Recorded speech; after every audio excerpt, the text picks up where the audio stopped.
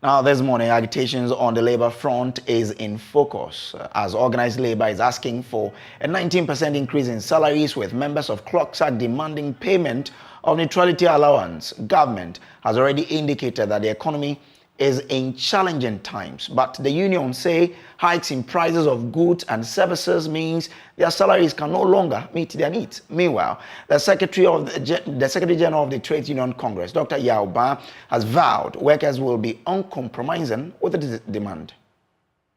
So the job crisis, predates, Ukraine. The job crisis came before COVID. Therefore, we think that it is not right to blame COVID and Ukraine for every job crisis that we have in this country. That is not right. And we are not going to accept that. The Trade Union Congress, which is leading organized labor, is very cautious, and we always are biased towards dialogue. We hardly want to strike because strike is a very difficult thing to do. It's like war. So before we declare war on the employers, we have to make sure we have good reason. This time, we have the good reason to do it. Therefore, we caution that the employers must listen to us. And they should not just listen, they should also hear us, because the workers of this country are suffering too much, and we should not allow it to continue. Those who are in charge of this country must know that without workers, this country cannot progress. We have the National Tripartite Committee. The National Tripartite Committee has started the process towards determining the minimum wage for this year. For us, that is a do and die. We are going to make sure that minimum wage for workers for this year should not be below inflation. And this will be extended to public sector workers as well. So there's a battle ahead of us. And I can see organized labor is ready to fight. And we are going to do that. Well, let's broaden this discussion and join an economist, Dr. Patrick Assuming. He is with us on Zoom. Doc, thank you for your time. With the state of the economy in mind, how must government approach such discussions, and should labor not be compromising? Good morning, and good morning to viewers. At this point, the economy is not in the strongest position it can be in. And the government finances are a little bit tight, are very tight at this moment. So I think, a lot of these agitations have come about because the macroeconomic environment has deteriorated. The current inflation is 19.4. And over the last 9 months or so, inflation has been in double digits. And then, as you are aware, the public sector wages, that increment that was agreed some time back was about 7% for this year. So obviously, you can understand why labor is agitating, because the inflation has been eroding away their wages. So real wages would have gone down. I think, on one hand, government needs to, come up with something convincing that, the macroeconomic environment will stabilize. I think if we were at a situation where inflation was lower single digit, I don't think labor would be agitating as much as it is doing.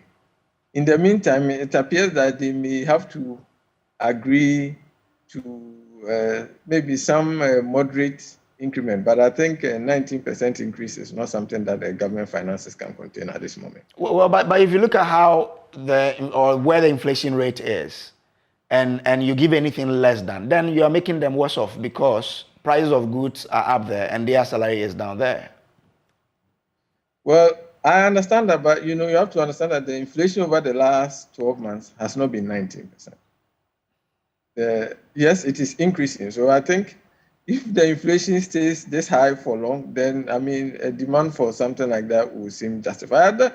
This is not to say that labor has, labor doesn't have an argument. They don't have a point demanding that, their salaries are increased. But I think you have to, in some sense, you have to see the circumstances in which we are, and then see whether it is feasible for government to see to that demand. I think some moderate increments maybe the government could afford, but I doubt that the government can afford to raise public sector wages by, or organized wages by that 19%. In that case, what can government do to also ensure it is making life comfortable for labor? Because if inflation rate is this high and the labor's salary is that low, or the minimum wage is that low, it still does not make up for the labor. So how does government approach this to ensure that there is a win-win affair and not make labor worse off, or to still say that government, even if you can't, we still need it? So I think maybe government needs to negotiate and meet with labor and negotiate with, in all sincerity, and show a lot of candor, and then also appreciate that indeed the recent circumstances has not been fair to organized labor, and not to just try and first of all, once you hear these agitations, you obviously have to approach them and meet and try and at least let them know that you share their concerns. I think that one will help. And organized labor seems that, they seem reluctant to accept that the challenges are related to the recent issues in Ukraine. I think there has to be some meeting and there has to be some negotiation. I think it will help if labor was convinced that the recent inflation numbers, or there's something to convince labor that going forward, the conditions will improve. The overall economic circumstances in the country will improve, because that's really what it is. If you recall that last year, the wage increase that was given to labor is lower than we are having this year. Yeah. But we didn't see this much agitation. So it clearly tells you that the fact that the economic conditions have worsened is the main thing that is driving this agitation. So if the organized labor was convinced that things are going to improve going forward, and maybe government meet them some part of the way, maybe they might find that acceptable. But if they are not convinced and they believe that conditions are going to keep getting worse, then I'm sure they'll be reluctant to accept. But clearly, if you look at the state that we are in, I don't think that government finances can support that much wage increase. Which means that labor should be compromising, right? Absolutely. All right. Thank you very much, Doc, for your time here.